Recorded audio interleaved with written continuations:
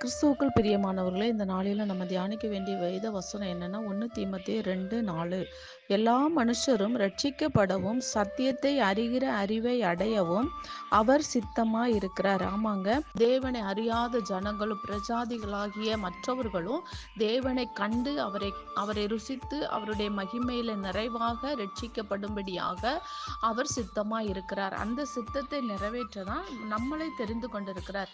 நம்ம மற்றவர்களுக்கு தேவ சித்தத்தை வெளிப்படுத்தணும். நம்ம தேவனுடைய சமூகத்தில் அமர்ந்து அவருடைய வார்த்தையை பற்றி கொண்டு நம்ம மற்றவர்களுக்கு தேவனை குறித்து சொல்லி அறிக்கையிடும் பொழுது தேவனுடைய நாம் மகிமைப்படுகிறது. அப்பொழுது அதை கேட்கிற மற்றவர்களும் ரட்சிப்பை அடைந்து கிறிஸ்துவாகிய இயேசுவை விசுவாசிக்கிறாங்க. அவரை விசுவாசிக்கும் போது ரட்சிப்பை கண்டடைகிறாங்க. அந்த ரட்சிப்பின் நிமித்தம் பரலோகம் மகிமைப்படுகிறது. அதன்படியினால தேவ வசனத்துக்கு கீழ்ப்படிவோம், அவர் ரட்சிப்பார். இயேசு நாமத்தினாலே ஆமென்.